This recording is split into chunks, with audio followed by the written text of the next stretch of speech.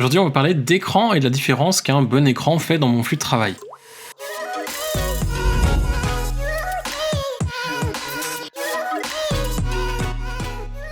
Il y a à peu près une année en arrière, ViewSonic m'avait contacté, m'avait envoyé un premier écran. Je me souviens plus du nom, mais c'était un 27 pouces qui supportait du sRGB, qui était déjà très cool, qui me permettait de travailler un petit peu plus vite grâce à certains points sur lesquels je vais revenir juste après. Mais là, en début d'année, ils m'ont envoyé le VP2785-4K. Alors, ça fait un sacré nom pour un écran. Comme vous allez voir après, c'est un nom, et puis finalement, on s'en fout un petit peu du nom du moment où on a un écran sur notre bureau qui va très bien, on l'oublie complètement. Bref, aujourd'hui, ce que je vais faire, en fait, c'est vous expliquer 5 points qui ont un petit peu changé mon flux de travail en ayant cet écran. Le tout premier point, en fait, vous l'avez certainement déjà vu dans une précédente vidéo. C'est la vidéo pour shooter connecté. Shooter avec un écran qui était vertical. Et en fait, c'était ce même écran, le VP2785 4K. Donc on peut le mettre vertical et du coup, on a vraiment beaucoup plus d'espace pour afficher la photo. C'est pratique dans deux cas particulièrement. Un, c'est pour la retouche.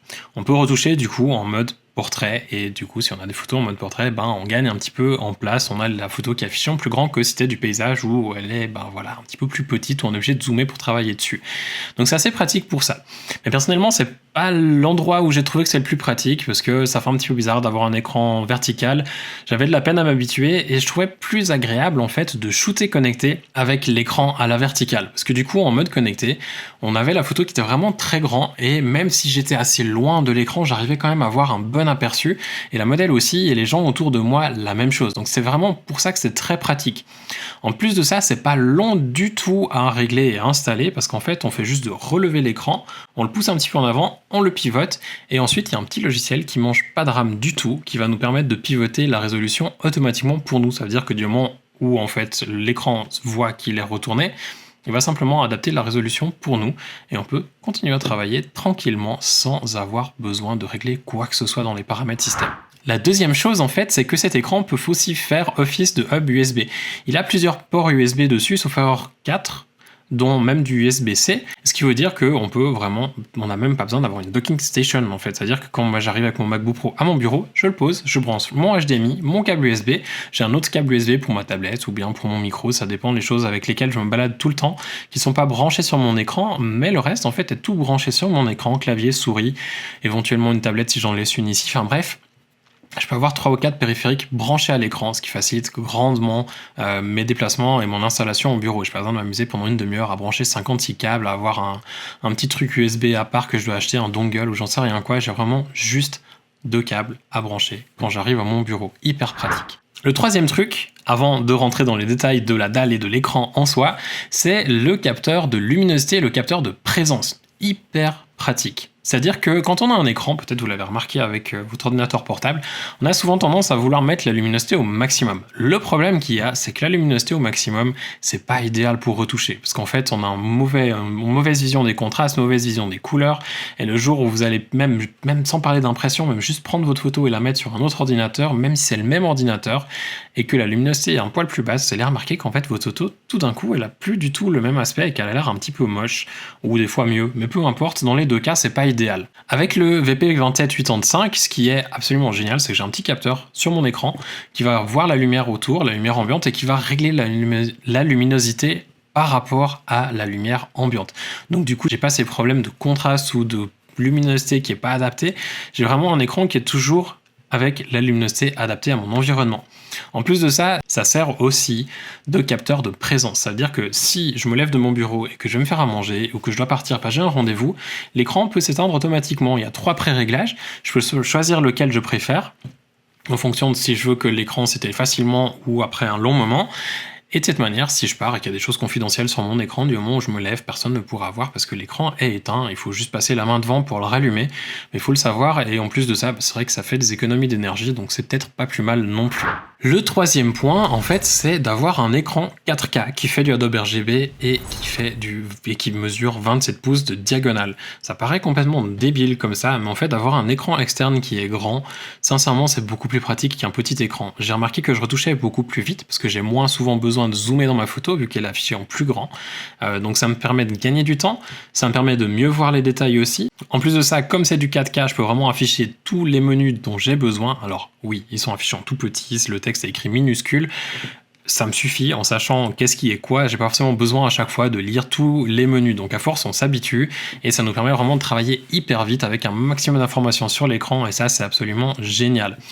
En plus de ça, le fait d'avoir le support de différents profils couleurs, donc c'est-à-dire que ça supporte du Adobe RGB à 99%, sauf erreur, donc 99%, que ça supporte du sRGB à 100%, ainsi que d'autres profils qui sont peut-être plus intéressants pour la vidéo que pour la photo, ça vous laisse aussi des possibilités d'avoir des profils couleurs adaptés à votre travail. En plus de ça, l'écran est relativement uniforme, ça c'est aussi un point qui est très important parce que souvent les écrans en fait ils ont tendance à être très lumineux au milieu et puis sur les bords il y a une espèce de vignettage et du coup vous allez croire que vos photos en fait sont vignettées, les corrigées et au final vous vous rendez compte à l'impression ou bien sur d'autres supports que c'est pas le cas. Sur le VP 2785 4K, j'ai remarqué que l'uniformité était relativement bonne.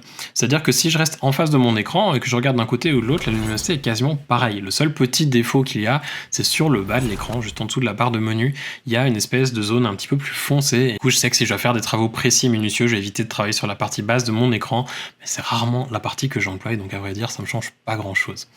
En plus de ça, l'écran a un revêtement qui est mat. Donc ça c'est absolument génial parce que j'ai pas autant de reflets que ce que je peux avoir dans mon MacBook parce que le MacBook même dans un environnement sombre j'arrive toujours à me voir dans l'écran et c'est absolument horrible sur cet écran là. Alors sur les vidéos que j'ai fait de l'écran on a l'impression qu'il y a beaucoup de reflets, c'est simplement du placement de la lumière par rapport à l'écran, mais en réalité quand je travaille dans un environnement qui est éclairé correctement pour retoucher, j'ai beaucoup moins de reflets que ce que j'ai sur mon MacBook et ça c'est vraiment très pratique parce que les écrans brillants sincèrement pour retoucher il n'y a rien de pire. La dernière chose c'est le multi-picture. Le multi-picture en fait ça permet différentes choses. Alors, la première c'est d'afficher plusieurs sources sur un seul écran. Je peux par exemple mettre mon MacBook en HDMI sur l'écran en même temps que je mets mon PC Windows avec du USB-C ou du DisplayPort dessus et comme ça je peux afficher d'un côté le Mac et de l'autre côté mon machin sur Windows. Hyper pratique parce que comme ça on peut travailler sur deux machines en même temps si on en a une qui fait un rendu pendant qu'on fait du tri sur une autre, c'est vraiment hyper pratique. Mais en plus de ça on peut aussi séparer l'affichage avec des profils de couleurs différents, c'est-à-dire qu'on va afficher par exemple la moitié de l'écran Adobe RGB et l'autre moitié en sRGB ou un profil qui imite un petit peu ce que l'iPhone afficherait. Alors c'est hyper pratique parce que jusqu'à maintenant ce que je faisais en général c'est que je retouchais mes photos sur mon ordi, ensuite je les enregistrais, je regardais sur mon iPhone ce que ça donnait, ce que les gens risquaient de voir parce qu'on va pas se le cacher, la plupart des gens de nos jours regardent les photos sur iPhone et plus vraiment sur des grandes affiches dans la rue. En fait ce qui était pas très pratique c'est qu'à chaque fois je vais enregistrer, regarder sur mon écran, corriger, réexporter, re-regarder. Que là du coup en fait quand j'ai fini ma retouche je fais juste activer la fonction sur mon écran, j'ai les deux affichages l'un à côté de l'autre et je peux faire les modifications qui sont éventuellement nécessaires et ça c'est un gain de temps qui est juste monstrueux et si vous avez une sonde vous pouvez après même calibrer d'autres profils pour avoir des profils personnalisés en fonction de vos besoins. C'est vraiment génial. Oh, et avant de partir, un tout dernier point. En fait, l'écran il coûte environ, je crois même moins de 1000 €.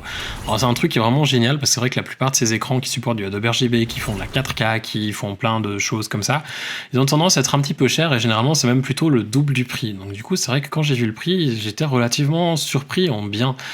Et pour la peine, je trouve que l'écran vaut vraiment son prix, voire même un peu plus parce que pour le moment, j'ai aucun problème avec. Et je dois avouer que je suis vraiment content de cet écran. Si je pouvais en avoir un deuxième, ça serait même encore mieux. D'ailleurs, c'est quelque chose qui me trotte dans la tête depuis un petit moment d'avoir deux écrans, ça serait même encore mieux, mais je doute que mon MacBook Pro arrive à suivre. Si vous employez aussi un écran qui propose plein de fonctionnalités comme le VP 2785 4K, un jour je vais y arriver à se dire ce nom assez vite sans que ça paraisse si lourd. Si vous aussi vous avez un écran un petit peu du genre et que vous l'appréciez beaucoup et qu'il n'est pas très cher, n'hésitez pas à laisser un petit commentaire juste en dessous pour partager ça avec les autres. Pensez aussi à laisser un petit pouce vers le haut si vous aimez bien ce genre de test matériel. Et puis si vous n'êtes pas encore abonné, cliquez simplement sur le bouton à gauche ou à droite qui va suivre et comme ça vous serez informé de la sortie des prochaines vidéos. En attendant celle-ci, je vous souhaite de passer une très belle journée et à bientôt. Ciao!